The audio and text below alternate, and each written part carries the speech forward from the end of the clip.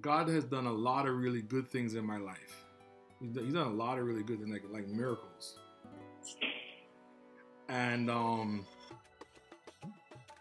it wasn't until lately God's starting to show me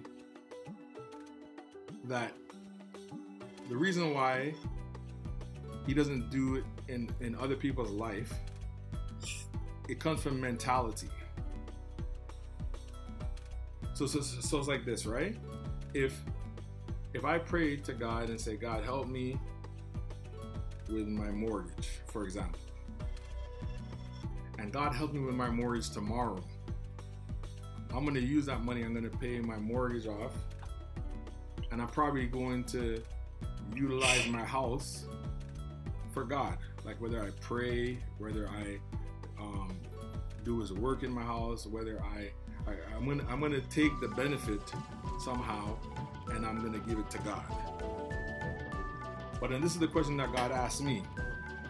God says to me, Neville, if I didn't give you the mortgage money the next day, would you still believe in me? And then the answer for me, yeah. That's why I gave it to you. And that's the part that we miss as Christians, is a lot of times people want God to do something for them and then they'll believe. But that's not how it works. He does things for you because you believe.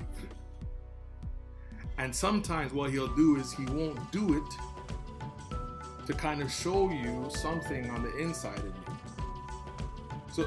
So for example, if I'm sick and I say, God, heal me, and he doesn't heal me, I have a response or a reaction to that. And that response or reaction can either be worship toward God, or it can become sin toward God. So sometimes God doesn't give us the things that we want, and he causes us to suffer, he causes us to have pain, because that pain actually builds our faith. And the reason why sometimes for some people there never is an answer is because you need to get back to the basics and the foundation of faith. And I think that's probably the biggest thing we need to teach in church, is we need to teach people to have faith. Having faith doesn't mean that you pray and God gives you what you want. Having faith means that when you pray and God responds the way that he wants to respond, you still serve him the same way as if he gave it to you. And I think that when it comes to like unforgiveness towards people, there's two problems to it. The first problem is that we need to build our faith to a place where we can forgive people, but then we also need to be taught that people are not good, and people will harm us, and people will hurt us, people will destroy us if we don't guard ourselves with certain kinds of people. Not everybody's the same, but as you live life after a while, you have to be able to discern different types of people. You need to discern when a person is good, and you need to discern when a person is evil. And you don't treat good people and evil people the same way. You pray for them the same way, you love them the same way, but you don't treat them the same way. You see, a good person, I will leave my pot of soup open to them, and I'll leave the room and I'll leave them with my pot of soup. That's what I'll do with a good person. In fact, I'll let a good person cook soup in their kitchen and give it to me in my house. But an evil person, I won't let an evil person cook soup and give it to me. But you see, that's what they don't teach in the church. Yeah. They teach, as you said, we must treat someone like an evil person and a good person different. Yeah. And the teaching is basically saying, no, we treat everyone the same. And what happens is that now what you're teaching is not biblical. Because when you go back into the Bible teaches you that you treat people differently based upon your relationship to them. You don't treat every human being the same way. You treat people differently. So husbands have something called wives. You don't treat your wife the same way that you treat your sister. You don't treat your wife the same way that you treat your mother. You don't treat your brother the same way that you treat your sister. You treat everybody differently based upon their relation to you, based upon some of their gender. But then the Bible has another distinction, has a distinction of friends and enemies. I don't treat my enemy the same way that I treat my friend.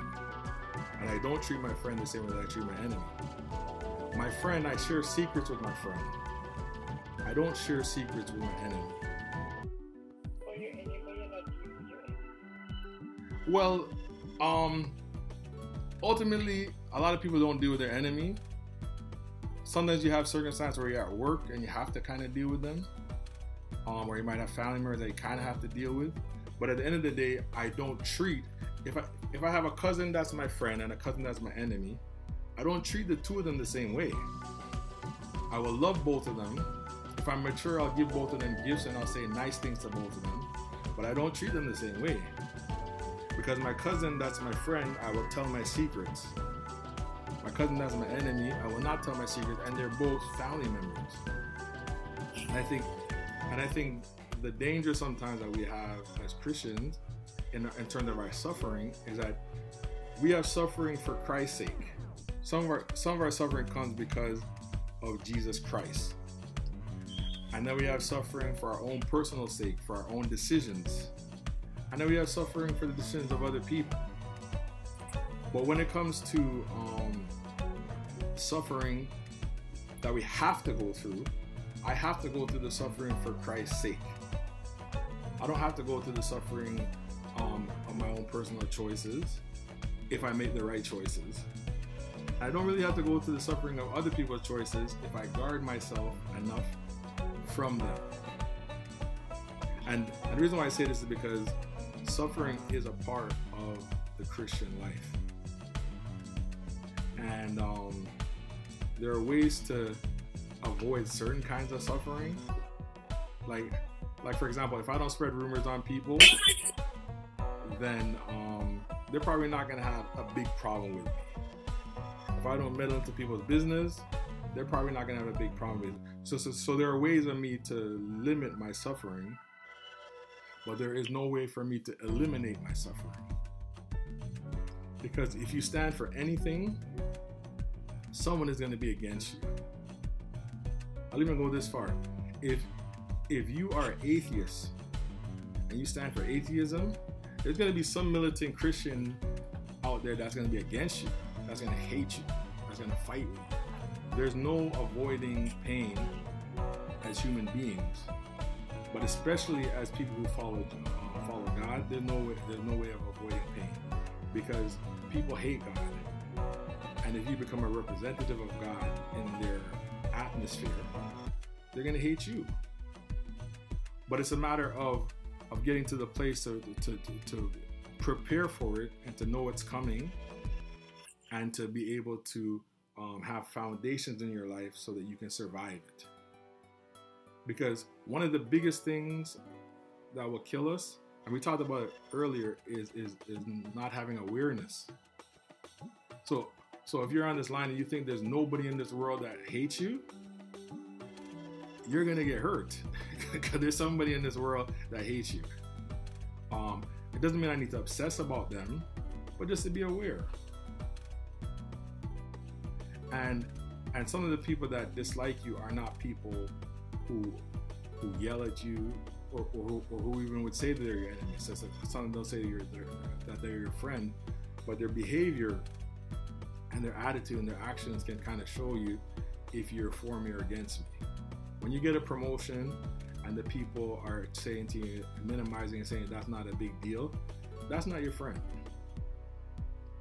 It doesn't mean that people have to be screaming and drumming up and down whenever good things happen for you, because some people have different personalities. But if I'm meeting your blessing with anger and negativity, I'm probably not your friend. But the main thing I wanted to get to, we're just going to read scripture here and just talk for a little bit more, is that suffering is a part of the Christian life. And we have to not live in that suffering, but we have to be prepared for Christ is in our lives. So I'm just going to read from 1 Peter chapter 1, verse 7. 1 Peter chapter 1, verse 7.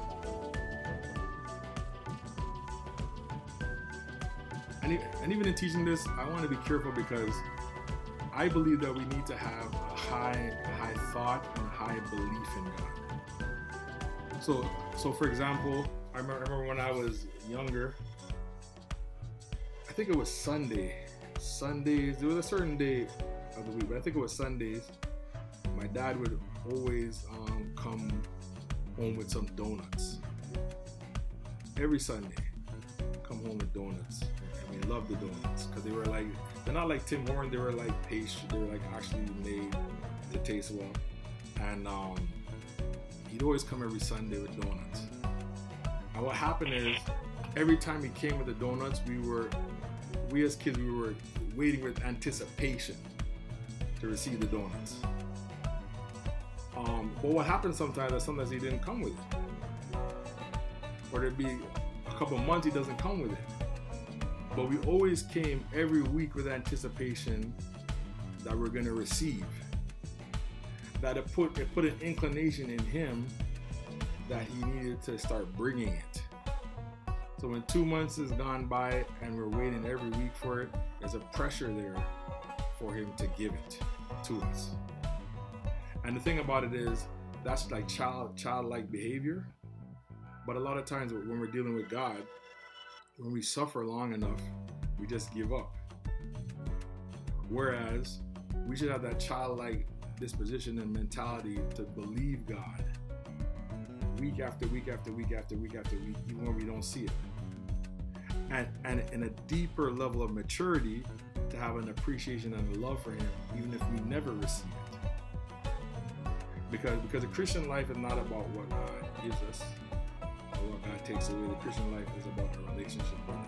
I'm just going to read 1 Peter chapter 1, verse 7 and verse 8.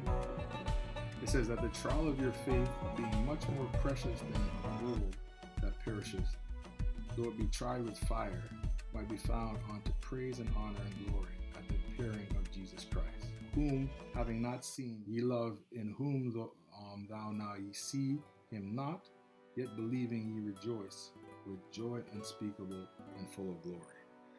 So pretty much what the scripture is saying here is that the trial of our faith, or the suffering of our faith, or the pain of our faith, is more precious than gold. And then it goes on to even talk about the quality of gold. It's more precious than purified 100% gold. So the suffering that we go through that builds our faith is more precious than money. And a lot of times people don't believe that, but if you can kind of go through your life, especially when you have a lot of victory in life, you'll find that you've had a lot of pain in life. You'll find that when you have a lot of victory in life, that you had to sit down and you had to believe despite what was going on around you. So what happens over time is that our faith is like a muscle. And the more we exercise it in suffering and we overcome, is the more powerful our faith becomes. So true faith is not a faith that brings miracles. True faith is a faith that works a miracle within you. That no matter what happens, you still believe in Jesus Christ. No matter what goes on, you still believe in Jesus Christ. For most people, there is a level that they'll follow Jesus to. And if it goes too far beyond that level, they will step away from Jesus. That's for the majority of people in this world. But when you get to a place where you suffer for him, but in the midst of the suffering, you continue to believe in him, despite the fact that things don't always go your way, each time you overcome through faith, your faith grows stronger.